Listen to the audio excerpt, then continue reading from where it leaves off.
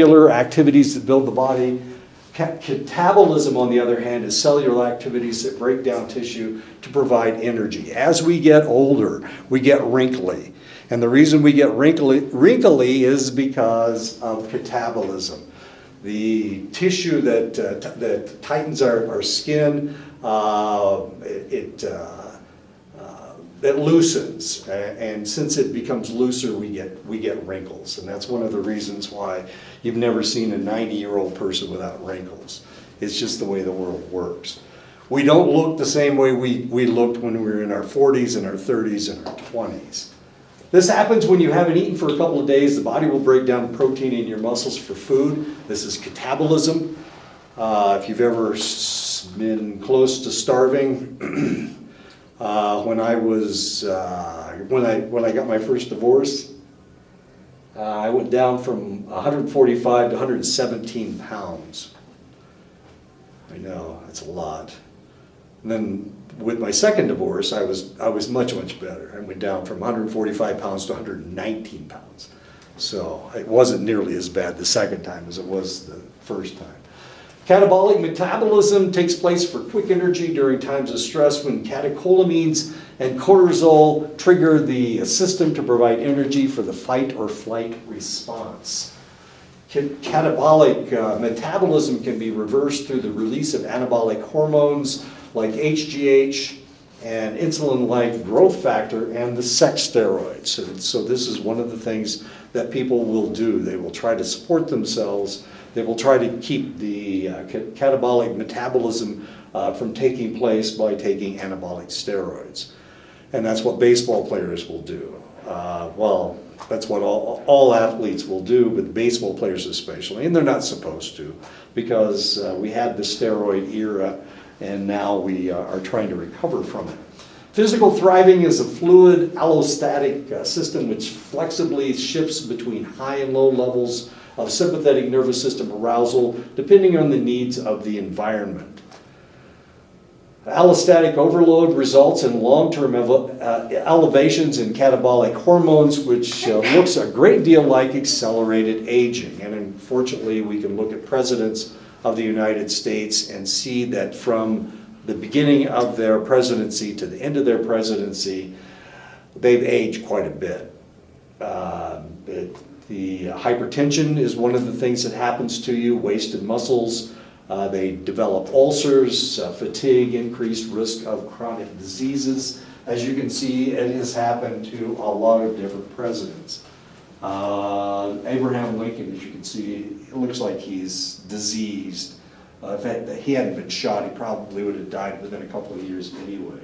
Bill Clinton, between 1992 and 2000, as you can see, not just his hair became whiter, but his face became fatter. George W. Bush, as you can see, looks like a kid here in 2000. By 2008, he looked like an old man. Same thing happened to Barack Obama. They were thinking, it's not going to happen to Barack. It can't possibly happen to Barack. Look how his hair turned white. His hair turned white and the wrinkles became more prominent in his face. That's the difference between 8 years. And of course, this is what he looked like in 2008 when he, wait a minute, was he president? Wait a minute, that's when he was elected, 2008. This is 2016. But he recovered after presidency? He did, to some extent. He started exercising. Remember, he and his wife were both exercisers. And of course, she's the one that started the Just Move movement. And he played basketball.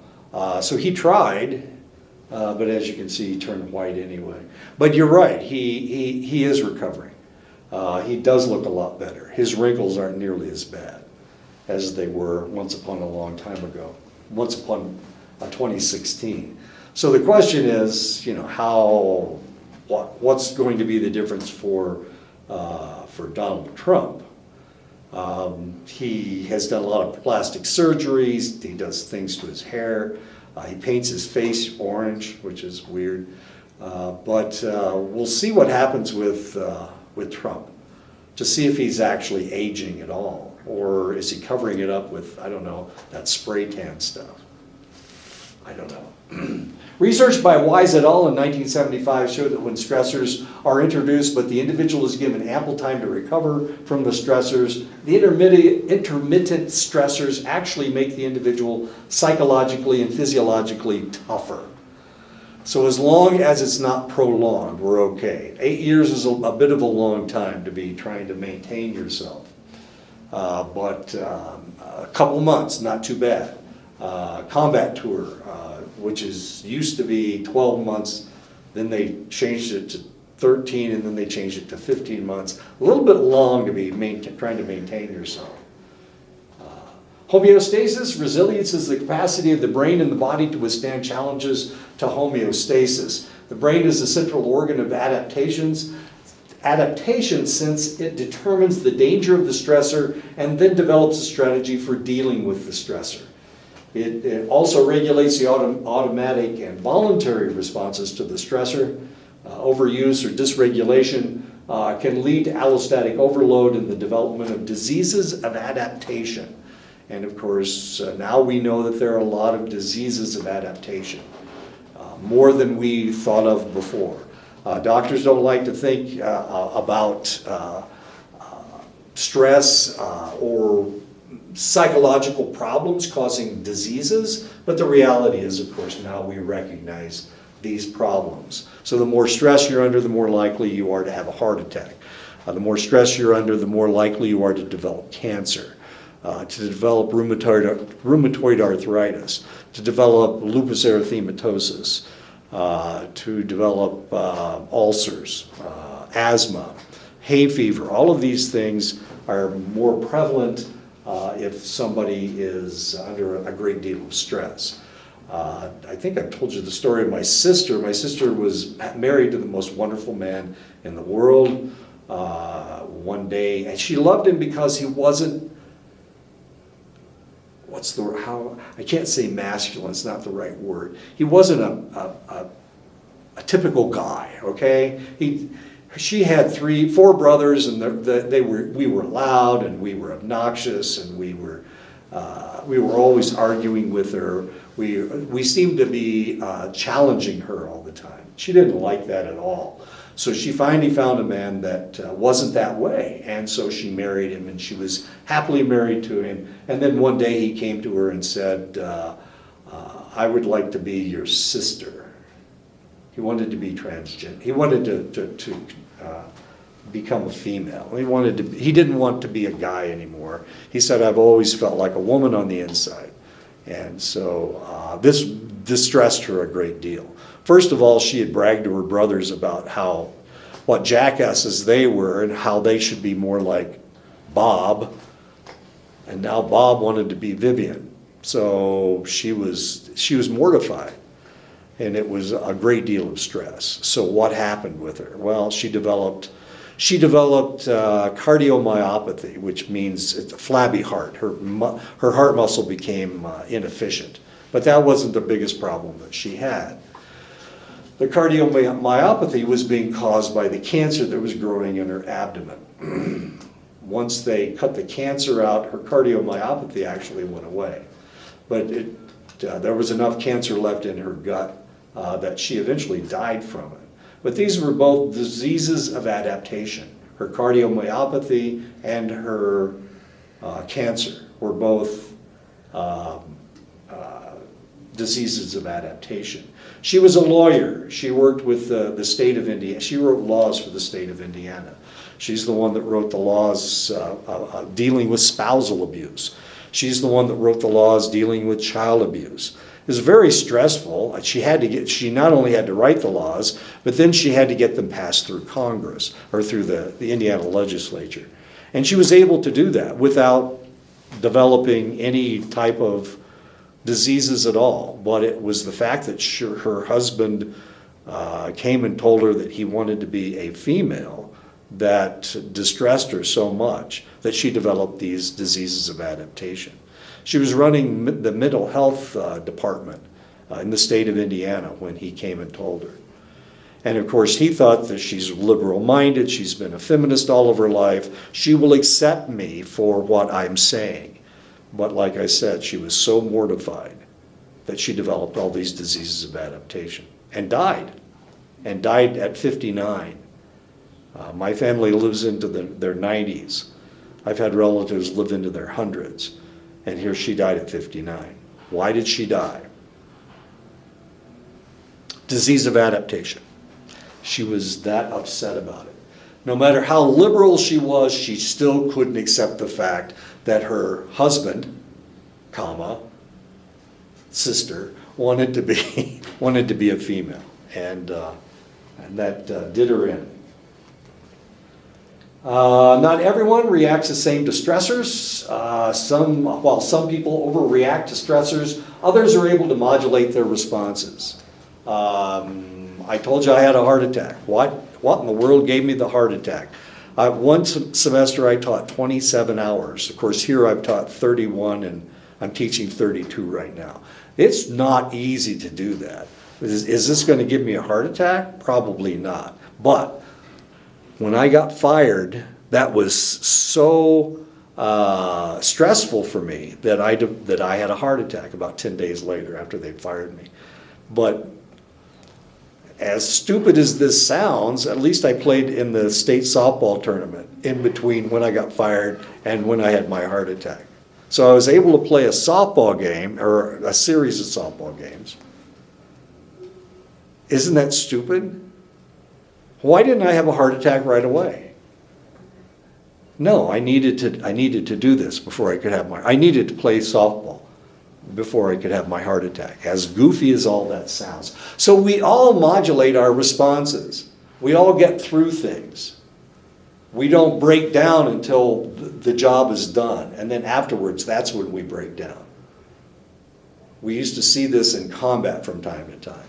An individual will go into combat, horrible things happen to him in combat, he would come out of combat, and that's when he had his breakdown. That's when he couldn't function anymore. So we get the job done, and then we have our diseases of adaptation. Researchers have found that individuals raised in a nurturing environment are better able to handle frequent minor stressors than people raised in non-nurturing, stressor-free environment. As weird as that is. Research has shown that dehydroepiandrosterone, DHEA, is released from the adrenal glands with cortisol during stress. DHEA has an anti-inflammatory and an antioxidant property. Looking at military members under stress, researchers have found that the higher the DHEA to the cortisol ratio, the fewer negative symptoms the individual shows. Now that's okay for me because DHEA is a male steroid. Well, it's not really, it's a pre-steroid is what it is. But it modulates the cortisol. So potentially, you could take DHEA and the stressor wouldn't be nearly as bad. It wouldn't be as debilitating. So every day I take 100 milligrams of DHEA. Not because life is so stressful, but I've been taking it for about 20 years. And if you look at me, you can see that I don't really I don't really get stressed out very much. Is it because of the DHEA? Probably not. It's probably something else. But let's pretend it's the DHEA. Okay. Studies have also shown that higher levels of neurotransmitter neuropeptide Y is associated with better coping responses. So if we could increase your neuropeptide Y, we'd be okay. If I could give you a pill with neuropeptide Y, then by golly, you would handle your stressors a lot better. Can I do that? No, we haven't been able to isolate it that well. So I can't give you the medication. The prefrontal cortex is the area of the brain that controls your cognitive analysis, your planning, your impulse control, the modulation of intense emotions. Chronic stress leads to dramatic shrinkage and loss of connectivity among neurons in the prefrontal cortex. In other words, this is where all your thinking takes place. The more stress you're under, the dumber you get because your prefrontal cortex is shrinking. So that's what you need to do. You need to control your stress so that your brain won't shrink. Studies show that the development of the prefrontal cortex can be affected by environmental events at 4 different junctures. The prenatal period, so while the baby is in the womb, the prefrontal cortex is being affected. The neonatal period, the first 4 weeks of life. And of course, if I told you about my great-great-nephew who was born addicted to heroin, to opiates and opioids. The first 6 weeks of his life were very, very stressful because he was strung out on heroin. Whoops. So not only was she shooting up while he was in the womb, but he didn't get cleaned up for about 6 weeks afterwards. The early childhood between 2 and 6, and of course that's taking place right now. I think he's 5 years old, or maybe he's 6 years old. So potentially, hopefully, he's not being stressed out by all the crazy stuff that happens at his house. And then during adolescence is another time when all of this can take place. When you can have all kinds of interesting problems with your prefrontal cortex. Prefrontal cortex has to do with your intelligence level. Thriving can be promoted using various techniques to make ourselves feel better and to allow us to maintain homeostasis in the face of adversity. Positive illusions. We can think of ourselves in a positive manner. We're just talking about this in cultural psychology.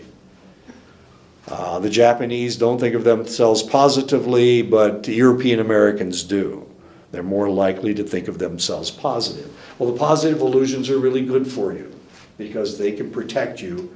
They can protect your prefrontal cortex from all of these stress hormones. Self-enhancing cognitions, self-enhancement, this is exactly what we're talking about, was associated with lower baseline cortisol levels, lower heart rate and blood pressure responses during a stress challenge task. So if we can maintain a positive attitude about ourselves, and of course this was the argument between the Asians and people in the United States. We accentuate the positive. We think about all the positive things that we can think about, and they are very critical of their children, and they focus on changing the child for the better. Social engagement. So if we're around our friends and family a lot, this is a good thing. And the other is relaxation. Positive illusions are unrealistically favorable attitudes that people have towards themselves or to people that are close to them. So as you can see, we've got a kitten that is looking into a mirror and he sees a lion, or it's a male lion, so I assume it's a tomcat. He's looking into the mirror and he sees a lion. Well, that's fantasy, that's an illusion, but the reality is if he can maintain this idea, it will help him control his stress. Positive illusions are a form of self-deception or self-enhancement that feel good, maintain self-esteem, or stave off discomfort, at least in the short term. And of course, that's what we're hoping for when we have these positive thoughts. Self-enhancing cognitions is a type of motivation that works to make people feel good about themselves and to maintain self-esteem.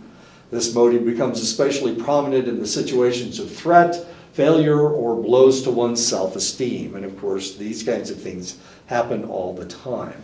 Self-enhancement involves a preference for positive over negative self-views. And I was talking in the last class about my son who wrestled, he ran cross country and track, and he played soccer, and he was good at 3 out of the 4 of them. So whenever, even to this day, if you're talking to him and he got a bad grade on one of his math quizzes, then he will tell you, well, I can remember when I was playing soccer. He'll remember when he was playing soccer and doing really, really well. So he's using self-enhancement to make himself feel better. And that's okay. It's better than having an emotional breakdown, I guess. Okay. Social engagement refers to one's degree of participation in community of society, or society. It's really kind of interesting because we've all been through the counseling program. What do they tell you to do? They tell you to focus on the client's strengths. Try to remind them of their strengths. What we're trying to do is build up their self-enhancement. build up their positive illusions. And of course, especially if they're depressed or if they're under a great deal of stress and they're suffering from anxiety, this is going to make them, give them more positive ideas about themselves. Psychologists have found that the stronger the level of social engagement, the more likely an individual will thrive during adversity. So being around people is a good thing. Being around positive people is a good thing. Now maybe I hope you have a family that supports you, but some families, they just try to tear you down. And you know, I had neighbors that were this way. They never said positive things about each other. And to this day, there were three of them. To this day, they don't communicate. And the reason they don't communicate is because they're always competing with one another. And of course, that doesn't work very well. In physics, the term relaxation means the restoration of equilibrium following a disturbance. This is the effect that relaxation has on the human body after a trauma. It brings you back to a state of equilibrium. And this is one of the reasons why, if you check your heart rate before you go to bed, it's probably in the 60 or 70 range. When you lay down and you've been laying down for 2 or 3 minutes, your heart rate's going to go down 10 or 11 beats per minute. They're watching television next door. That's not right. Curiosity is the orientation to novel stimuli. Curiosity is associated with maintaining health in the aging central nervous system. Curiosity is linked with active coping among the elderly. They've done studies looking at people suffering from Alzheimer's disease and dementia. And one of the things that they have discovered is that the more curiosity that you maintain, the more activity that you maintain as you get older, the less likely you are to suffer from Alzheimer's disease. My mother lived to be 98 years old. She did crossword puzzles every day, the crossword puzzle in the newspaper every day until she was about 98 and a half years old. It was just a couple weeks before she died that she stopped doing crossword puzzles. And at that point, we knew that she was probably on her way out because she had stopped doing crossword puzzles. She was kind of amazing.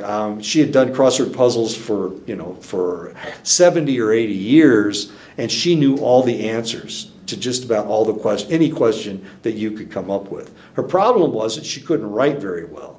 Her handwriting wasn't very good. So she started making her A's without a cross in the middle. She started making her F's with only 2 lines. She didn't make the third line. It was kind of funny. You couldn't read her handwriting. She could, of course, but you couldn't. And so sometimes she hated things like the Hobbits. She hated Hobbits. She hated Harry Potter. She hated new stuff because she didn't know them, and she didn't want to watch the movies just so that she could answer the questions in the crossword puzzles. But she knew amazing things. I mean, she could tell you what the serfs were called in Russia, or what the royal family in Liechtenstein was, what their name was. It's just ridiculous information. Perceived control and self-efficacy are linked with healthier lifestyle behaviors, stronger immune system responses, and lower stress-related cortisol responses. So what you need to do is maintain your self-efficacy. You need to love yourself. If you don't love yourself, nobody else is going to do it for you.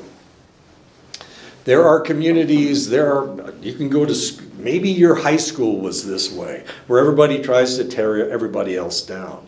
Very, very unhealthy environment. Wealthy people are kind of this way. Wealthy people are constantly in competition with one another. Who's got the most money? Who bought the stock at the right time? These kinds of things just tear each other. They tear each other apart, and it's not very healthy. And they die young. The CEO of something just died. Oh, Welch died. He was the CEO of GE. And the guy that started Trader Joe's died over the weekend. He was 82, which isn't too bad. 82 is not a bad age. That's pretty good. But, you know, wealthy people are that way. So who is Donald Trump the most afraid of? Well, I was reading a newspaper article that was saying that he's most afraid of Mike Bloomberg, because Mike Bloomberg is the 9th richest person in the world. He's the 3rd richest person in the United States. So why is Donald Trump afraid of it?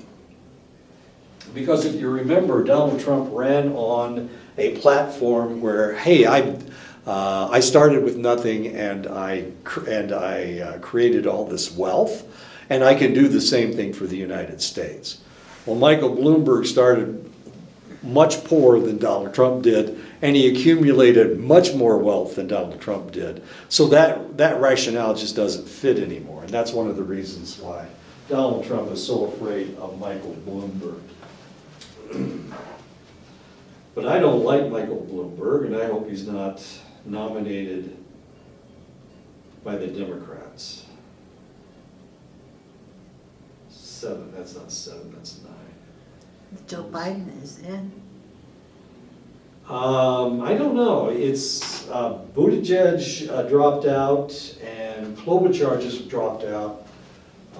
Steyer just dropped out. So what do we have left? We've got Bloomberg, Biden, Sanders, and Warren. Joe Biden. Biden. Biden's still in. Warren's still in. Bloomberg is still in, and Sanders is still in.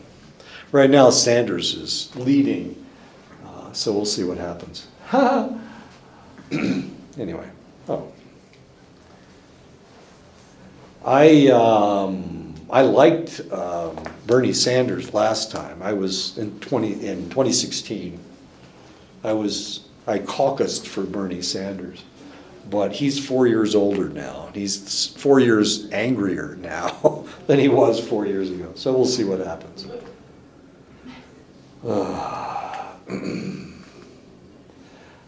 Age, age is not, we can't discount age. Trump is the oldest president we've ever had. If Bernie Sanders is elected president, he'll be the oldest president we've ever had. So we'll see what happens. Physical activity. Oh, this is one of my favorite chapters, I think. Exercise, sleep, and injury control. Physical activity is bodily movement produced by skeletal muscles that requires expenditure of energy. Since physical activity is any movement, it includes any work, any transportation, any household chores, any leisure where movement is involved. Physical inactivity is the 4th leading cause of death worldwide. We were arguing about this weekend. Obesity. Why is there obesity on the reservation? And the answer had to do with lack of physical activity. That's the real answer anyway. What is happening? Physical exercise is bodily movement that is meant to improve or maintain aspects of physical fitness, and is planned, it's repetitive, and it's purposeful. So when I ran yesterday, I ran Saturday, I ran Friday. When I went out to run, I knew exactly where I was going to run. I knew exactly where I was going to stop and slow down.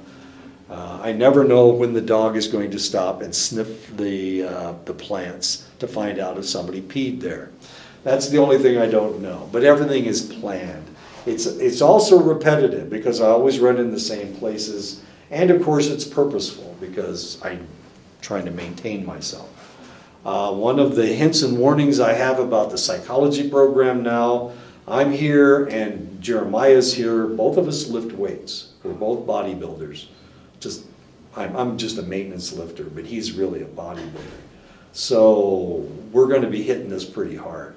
We're going to be telling you guys, you need to go and exercise a lot. Yeah, we will. Yes, we will.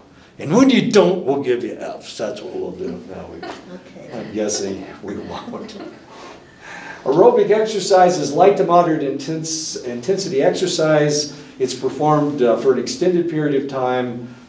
Swimming, cycling, running, Running relatively slow. This is aerobic exercise. You can still breathe. You're not out of air. In aerobic exercise, the individual does not go into oxygen debt, so you can still breathe. As I said before, any exercise longer than 2 minutes is largely aerobic. If you can run for 2 minutes, let's see, how fast could I run a half mile? I could run a half mile. I ran a half mile when I was in the service in 1:51. So there you go. It wasn't aerobic exercise. And I was running pretty well. 1:51 is really fast. Facts. Yeah. Anaerobic exercise is an exercise intense enough to trigger lactate formation. In other words, you're breaking your muscles down. You're breaking your muscles down, and you're developing lactic acid. It is used by athletes in non-endurance sports to promote strength, speed, and power, and by bodybuilders to build muscle mass. It's used in strength training, and it's also used in sprinting short distances. If your muscles ache after you're finished, then you have built up lactic acid. And that's anaerobic exercise.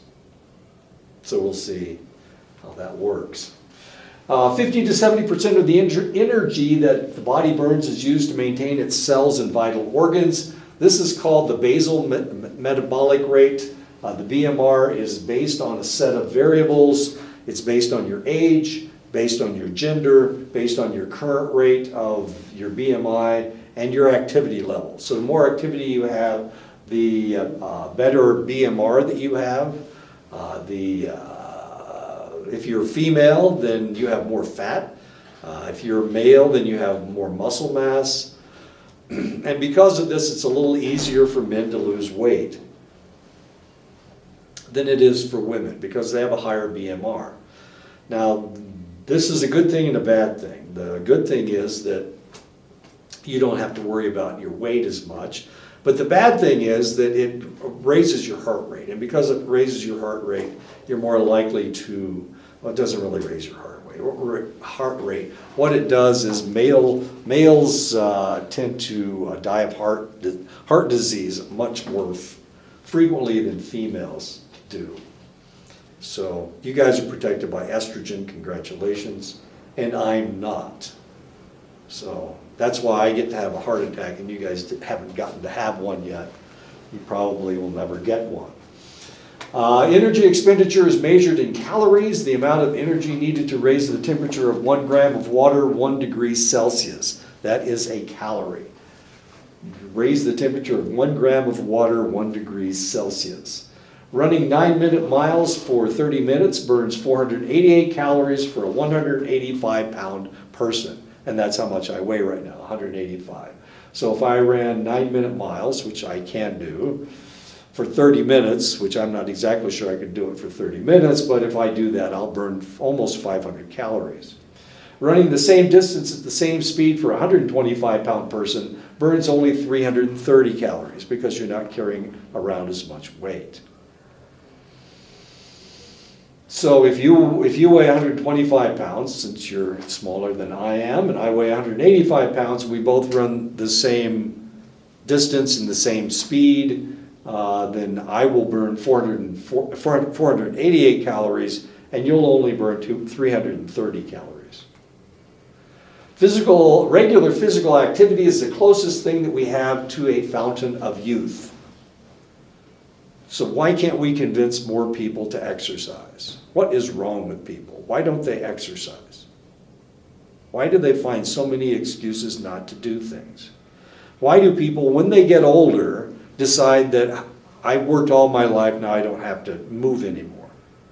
They sit and watch television and eat potato chips. Why do they do that?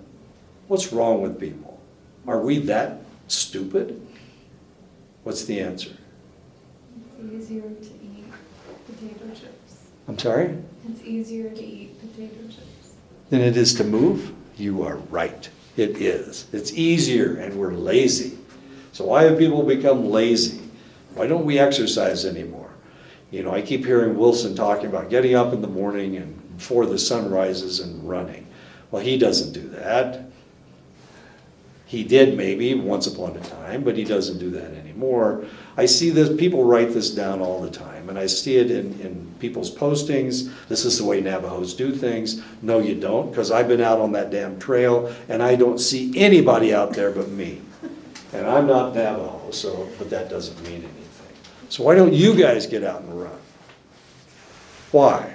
Lazy. Lazy, okay, I was just hoping for that word. Lazy, okay. Exercise becomes even more important to people as they age. So old farts, I mean, these are old people that we're talking about. They're supposed to be the smartest people in the world, but are they the smartest people? No, we can't get them out to exercise. Exercising can reduce the risk of premature disability. It reduces the risk of chronic illnesses. It relieves the effects of stress. I have heard people arguing. Okay, thank you. I've heard people arguing that the reason they don't exercise is because they're afraid it'll wear out their joints. Well, I'm 70 years old. I've been exercising all my life, and by golly, my knees still work fine. Even though I have a piece missing out of my left knee, damn Canadian first baseman, I'm missing a spleen from a damn English goalie.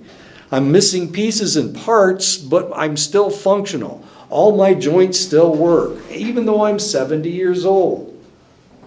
I can still do 50 push-ups. You want to bet me? You don't want to bet me. I can still do 50 push-ups. So it reduces your premature disability, reduces the risk of chronic illnesses, relieves the effect of stress. Another name for aerobic fitness is cardiorespiratory endurance, or the ability for the heart, blood vessels, and lungs to supply oxygen to working muscles over time. The amount of oxygen used is referred to as the volume of oxygen, or the VO2. The oxygen in the air is O2. It's two molecules of oxygen stuck together. And so it's the volume of oxygen, VO2. The amount of VO2 used before you slip into oxygen debt is your VO2 max, or your aerobic capacity.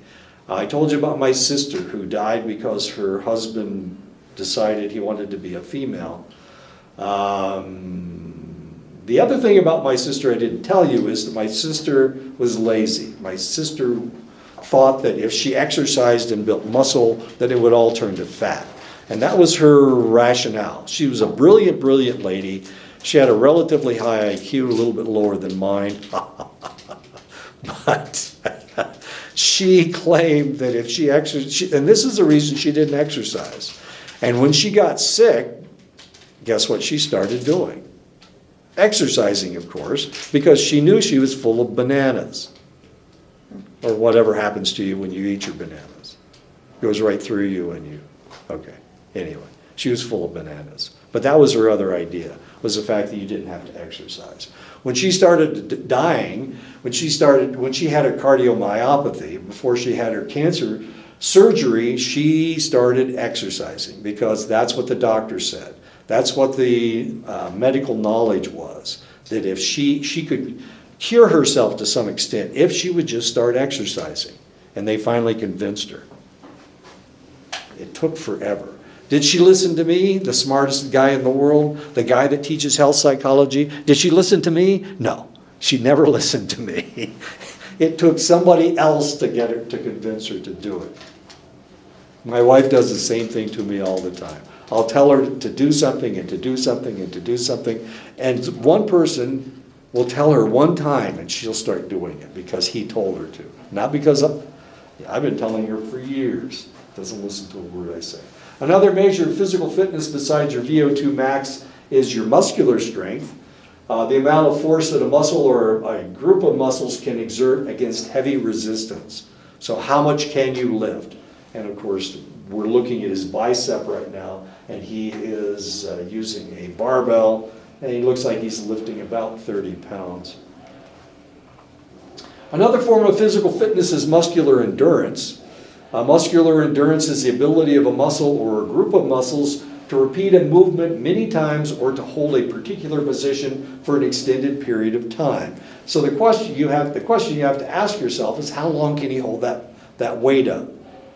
Is that the exercise that he's doing? No, he's probably just trying to lift it, and he's not doing it slow. He's not going to try to hold it up, and that, of course, is another way of gauging how much how much muscle mass you have. Muscular endurance, of course, is something totally different. This has to do with running.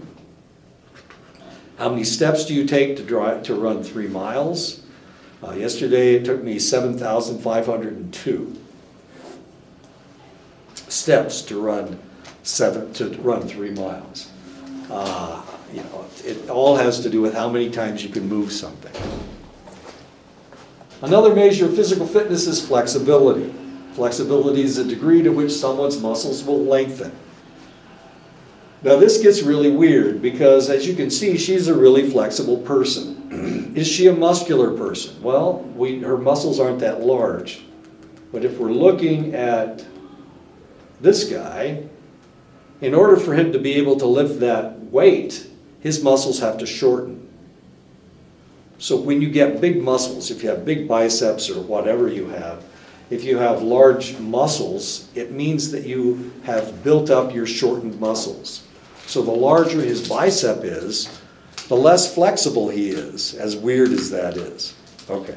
So when we see somebody that's really flexible, like she is, if we see somebody really flexible, we can see that her muscles aren't really very large.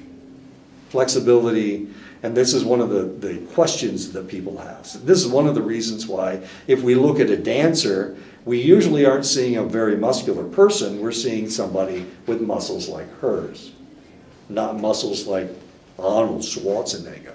What he did when he built up his muscle mass was he was shortening his muscles, and he was making them able to lift more weight.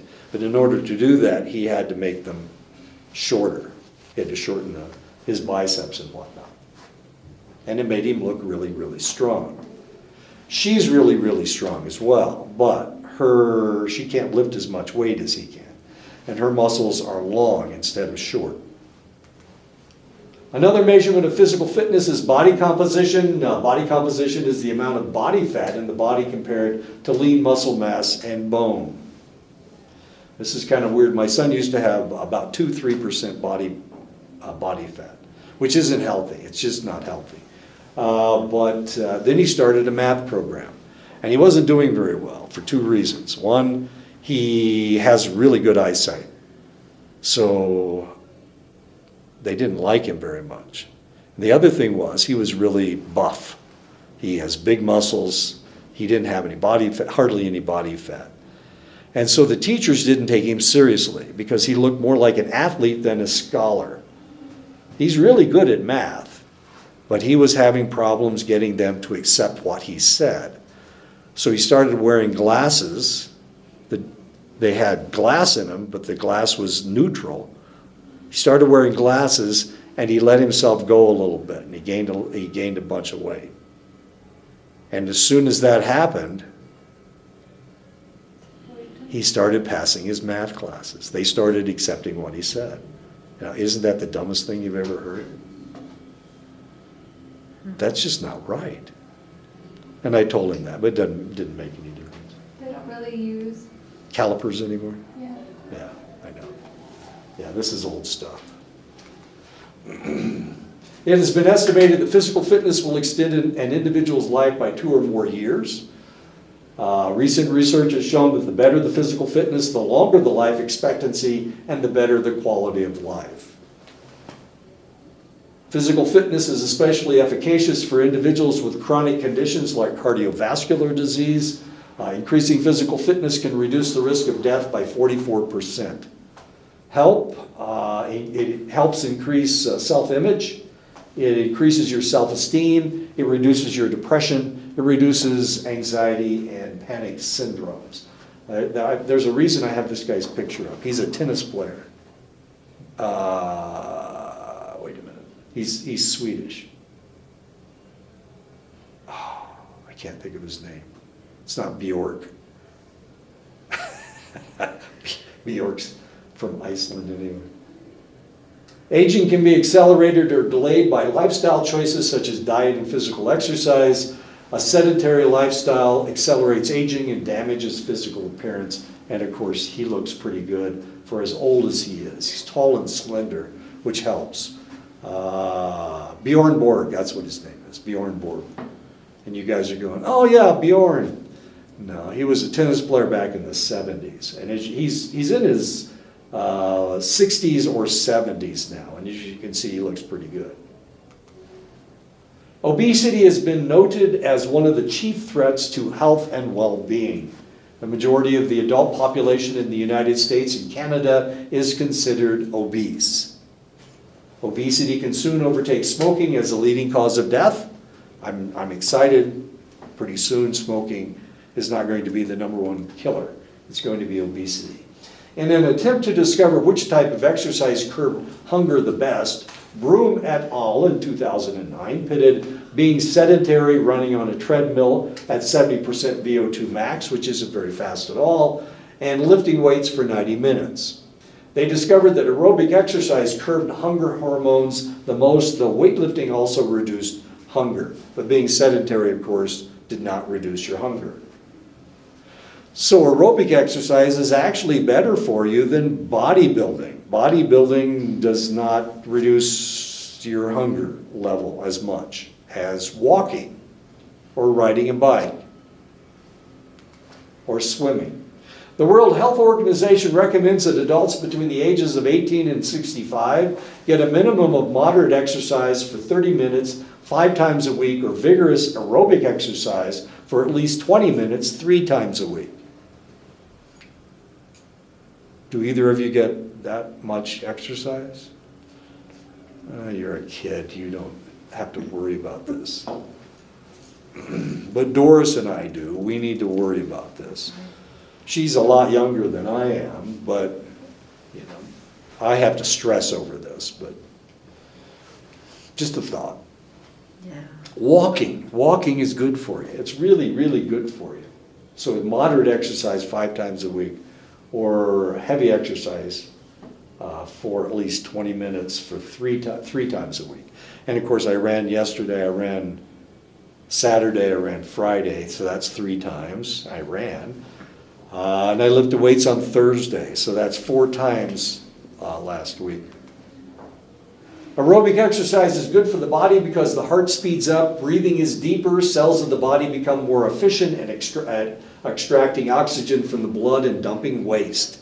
One of the things that I notice is that when I don't exercise for a couple weeks, the first time I exercise, I have toxins in my system. I can feel them. I can taste them.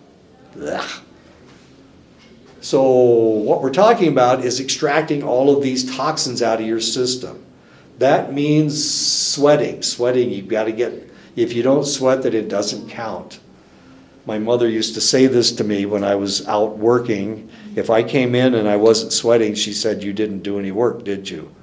Go back out and sweat." So I'd have to go back out and sweat.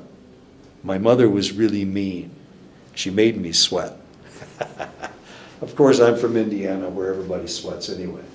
Weight-bearing exercise helps preserve muscle strength and flexibility, promote healthy body composition, maintain bone density.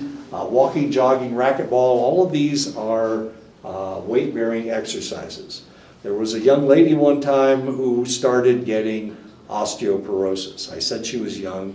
That was a lie. She was 59 years old, and she started getting osteoporosis. So she decided that she would start running. That is a weight-bearing exercise, running. Now she runs marathons, and she's in her 80s, and her osteoporosis has been arrested. It has been stopped. So she is surviving because she was a good girl and she started running. Benefits of aerobic exercise: it promotes neurogenesis, the growth of new neurons in the brain. Remember, we were talking about Alzheimer's disease, use it or lose it. That's what's going on with people with Alzheimer's disease. They're going to lose it. because they're not using it. And the same thing happens, of course, with exercise. It builds neurogenesis.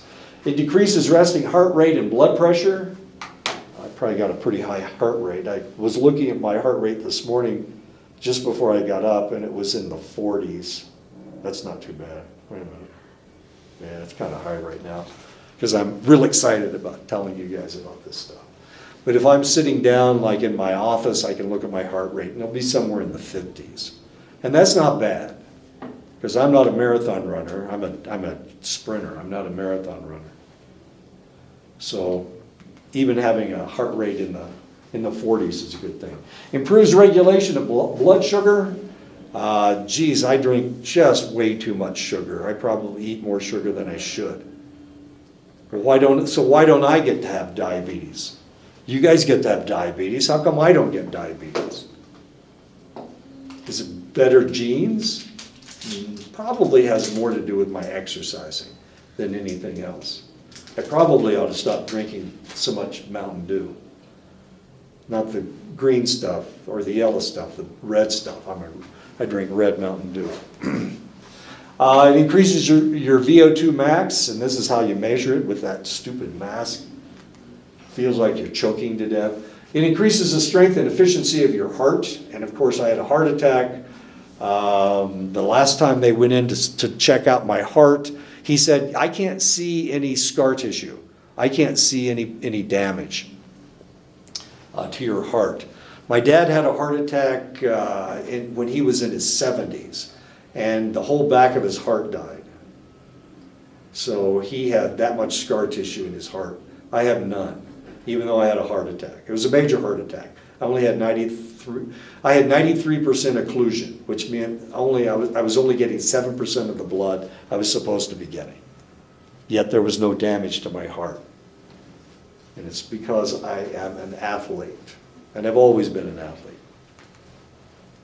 It increases slow wave deep sleep, so it improves your sleep pattern. We heal ourselves. We have the ability to heal ourselves, and we do this when we're asleep. Our body is repairing, and so where does the repair take place? It takes place in the deep sleep, in the delta wave sleep. Not during REM, not during the alpha wave sleep. It's during delta wave sleep. And you're only asleep that way for about 2 or 3 hours a night.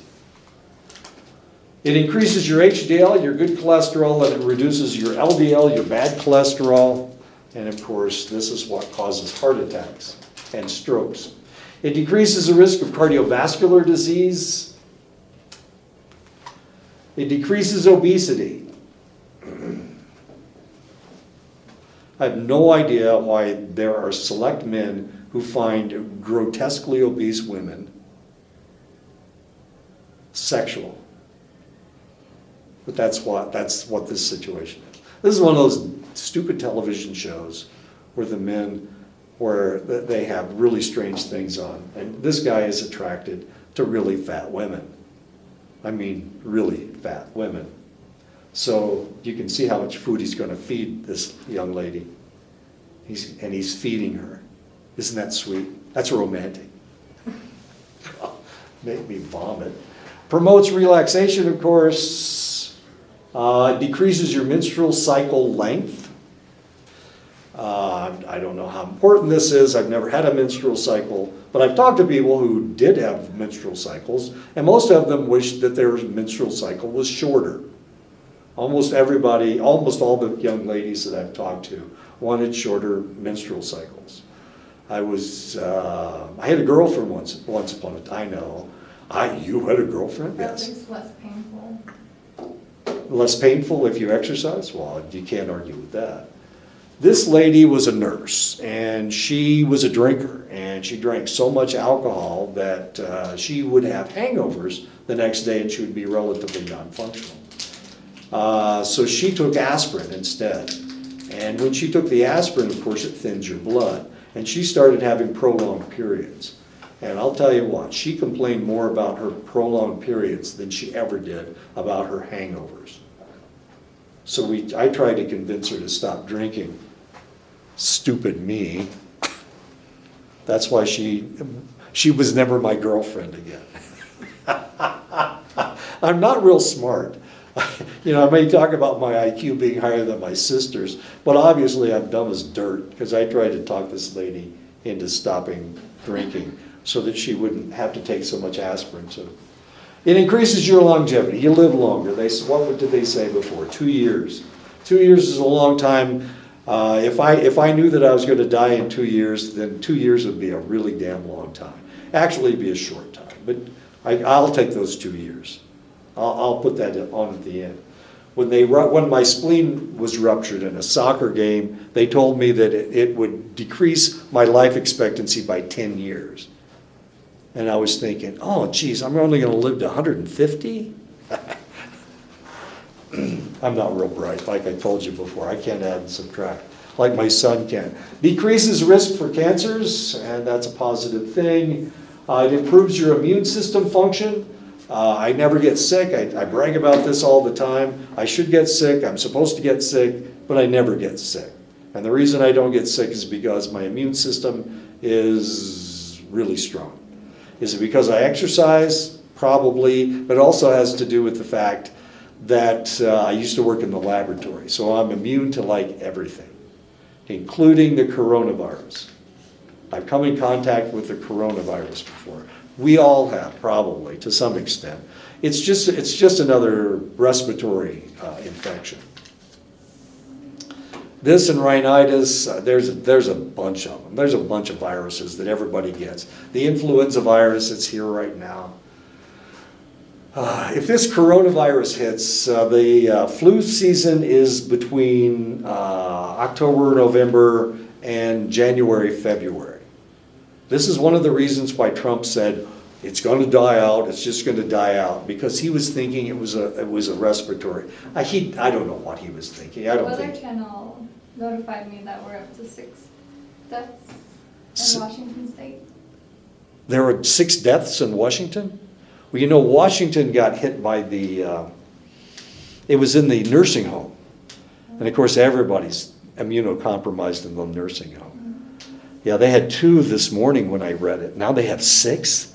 It's because of those old people. They're dying, which is unfortunate. As you get older, your immune system becomes less efficient, and potentially that's one of the reasons. It improves your mood. As you can see, this guy's smiling and doing push-ups. He's got his hands way too far out. They need to be closer together. He's doing a push-up about this far. Well, shoulder length, right here. Yeah, those are way too far out. He's going to mess his shoulders up. Physical exercise protects people from chronic illnesses, including osteoporosis.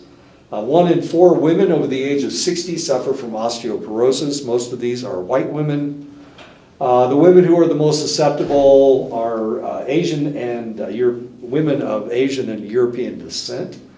I don't know where that puts you guys. I'm not exactly sure. I have seen osteoporosis on the reservation. So I don't know if you guys count as Asians or what. Haven't seen a lot of it, but then again, I haven't seen a lot of... most people, when they get osteoporosis, they stop going outside. They don't move around as much. So my kids, my daughter is afraid of osteoporosis. My wife is afraid of osteoporosis. They take calcium every day. I don't know if that helps them or not. We'll see what happens. But you can overtake it, right? Overtake calcium? It can cause kidney stones. Yeah. But are you trying to say that you don't need to take it because you'll take too much? No. No, I'm you should be. saying that there's also Repercussions for taking a lot. Yeah, eating chalk is probably not a good idea. Studies have shown that exercise can protect the individual from various forms of cancer: colon cancer, rectal cancer, breast cancer, endometrium cancer, prostate cancer, and lung cancer. There's a reason why exercise helps all of these. Colon cancer and rectal cancer, of course, because you are exercising, you're forcing food through your system much more rapidly. You're much less likely to be constipated. And and that protects you from colon and rectal cancer. The breast cancer, well, any cancers it's going to protect you from. Endometrium cancer is what my sister died from. She died of endometrium cancer. Prostate cancer, if you're a male, of course, there are a lot of things you can do to protect your prostate gland. And since two of you are females in here, I won't tell you what it is. I'm the only one that should care about this stuff because I'm the only one with the prostate, right? Just like the endometrial cancer, I don't come in contact with it. I don't have an endometrium, and I don't have breasts. Yes, I do. I have chest muscles. Exercise changes pro-inflammatory cytokines, which can lead to the growth of tumor cells. And of course, this is what you don't want to happen. Exercise is especially important in the control of diabetes mellitus. Exercise is the only non-pharmaceutical means of improving and managing blood glucose levels. I had a sister-in-law once upon a time. I married into a family of people that are lazy. I can use the L word. They were lazy. They're Southerners. Where they come from, it's hot, it's humid, and the more you exercise, the more sweating you do, and they don't like to sweat. So my sister-in-law developed diabetes, type 2 diabetes. And they told her, this is how you control your diabetes. You need to control your diet, and you need to exercise. And what she heard was, you need to control your diet, or you need to exercise. That's what she heard. Because she didn't want to exercise. So instead, she controlled her diet. It didn't work. Well, it did work for a while. But eventually it caught up with her. And of course, because she was a person from the South and a lazy person, she never did exercise. And eventually she died. She died in her middle 60s. She was exactly the same age that I am. She should still be alive. She could still be alive if she exercised, but she didn't do it. She was given two options. No, she was given an option. She needed to diet and exercise, and she only chose one of those. Sedentary lifestyles, exercise is the only non-pharmaceutical means of managing your blood glucose level. Sedentary lifestyles lead to obesity, increased waist circumference, and metabolic syndrome. Exercise increases insulin sensitivity. Long-term and short-term, it lowers your blood sugar levels, it reduces your body fat, and improves your cardiovascular function. It does all of these wonderful things for you, which will make you less susceptible to diabetes. So why don't we do it? Why don't we tell people who are diabetic to exercise? The answer is we do.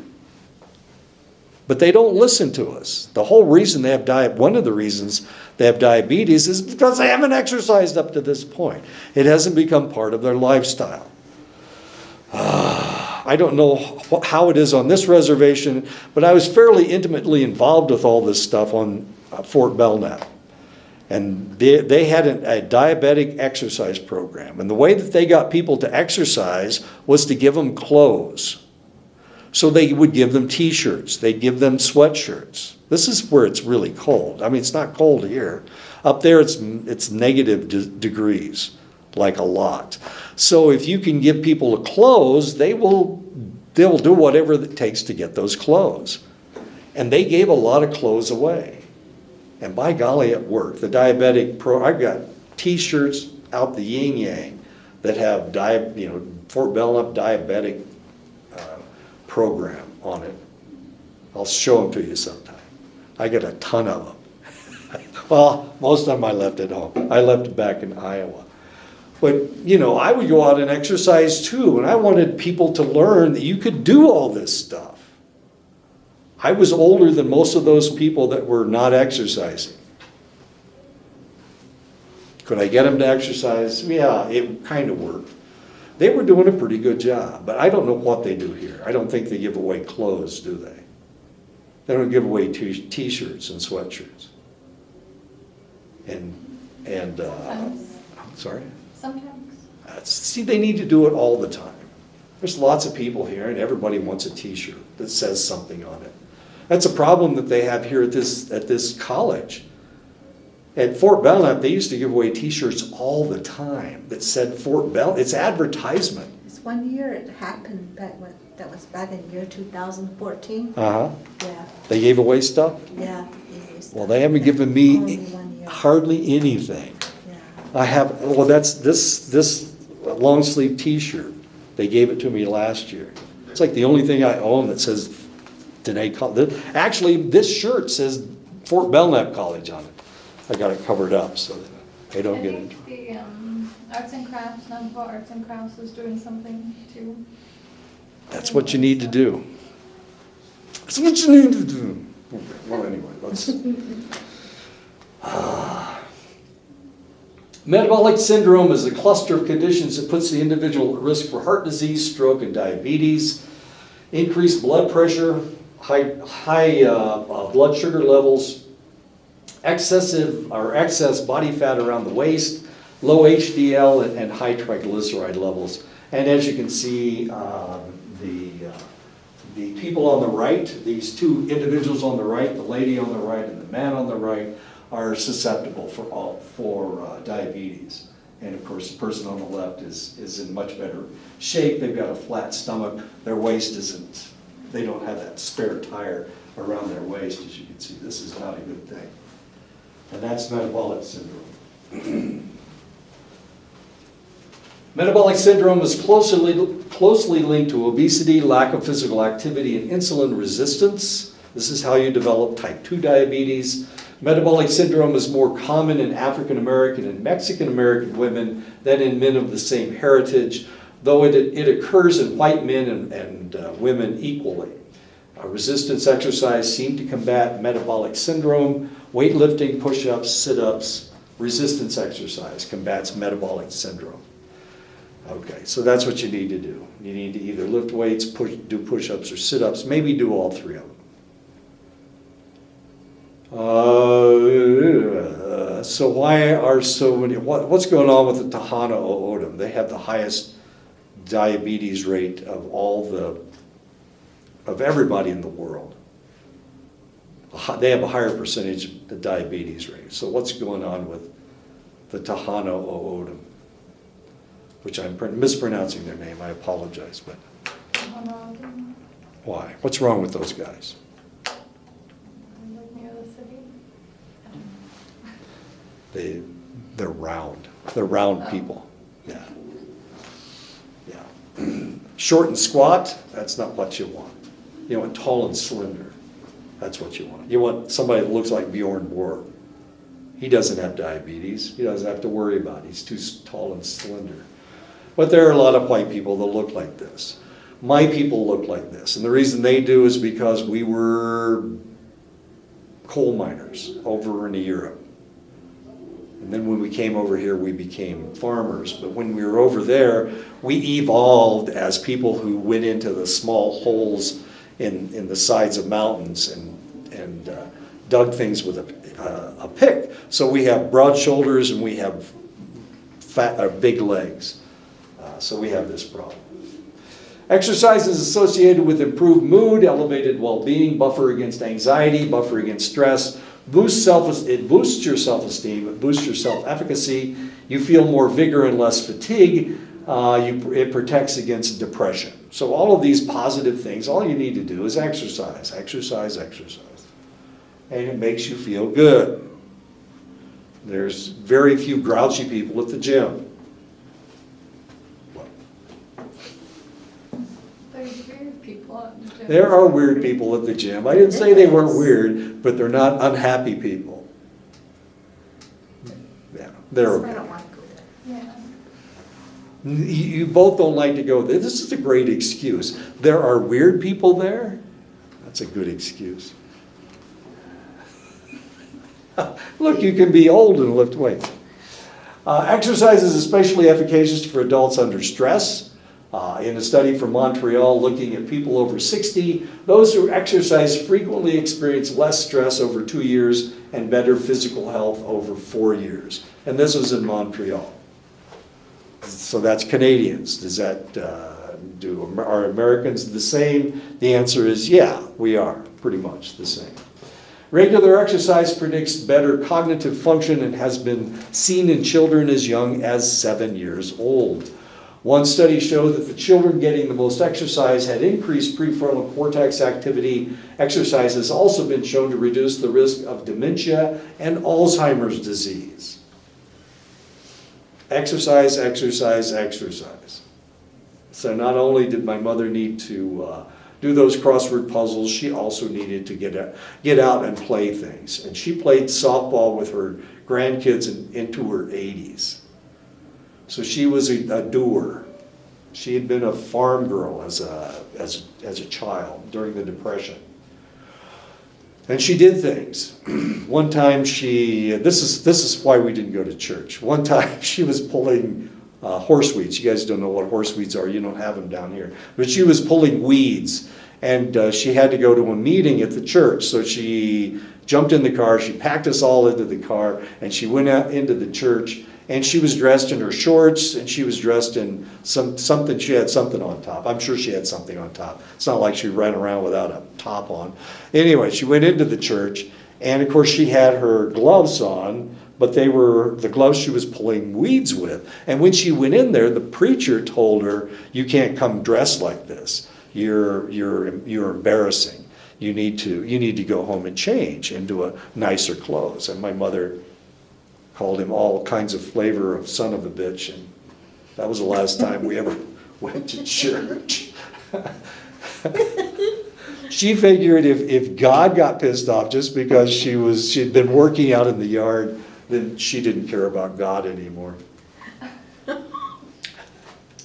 And I'm guessing she went wherever she was supposed to go anyway.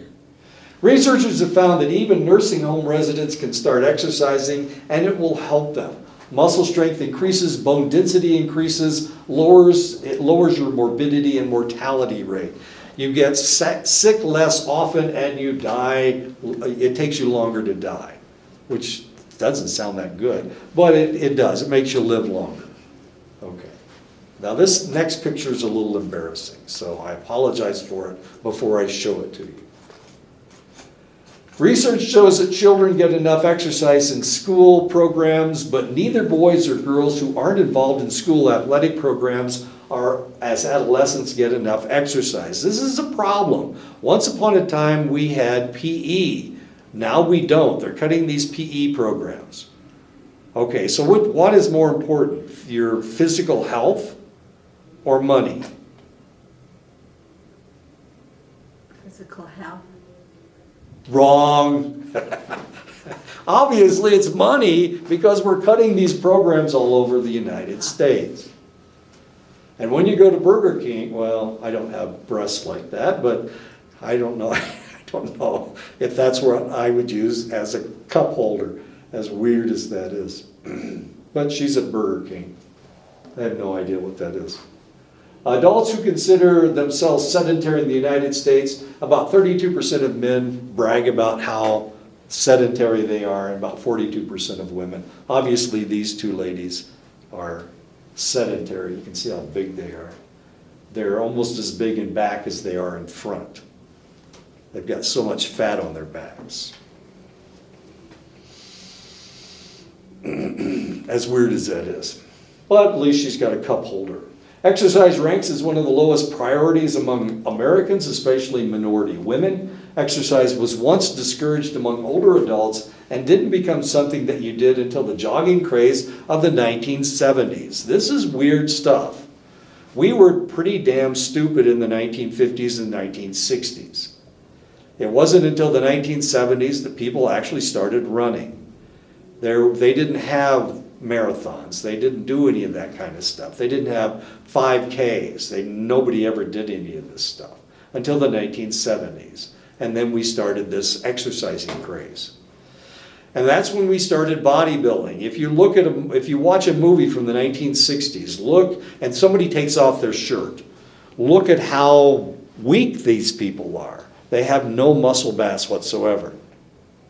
It's really kind of shocking that this has become a thing now.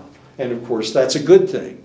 I always love it when the Olympics come around because it shows young girls that they can be strong. In the old days, back in the 70s and 80s and 90s, they had gymnasts who were muscular. And I thought, this is really positive. It should show women that they can be strong.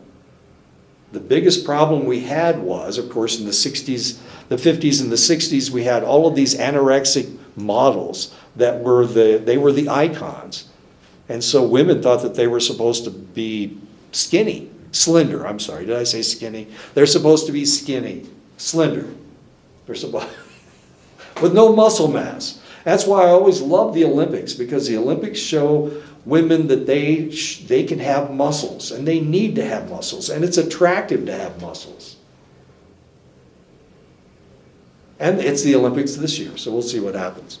We'll see how many really slender people we get. And then Nadia Comaneci, then we started having all these gymnasts that had no muscle mass at all. Olga Korbut, you don't remember any of this stuff.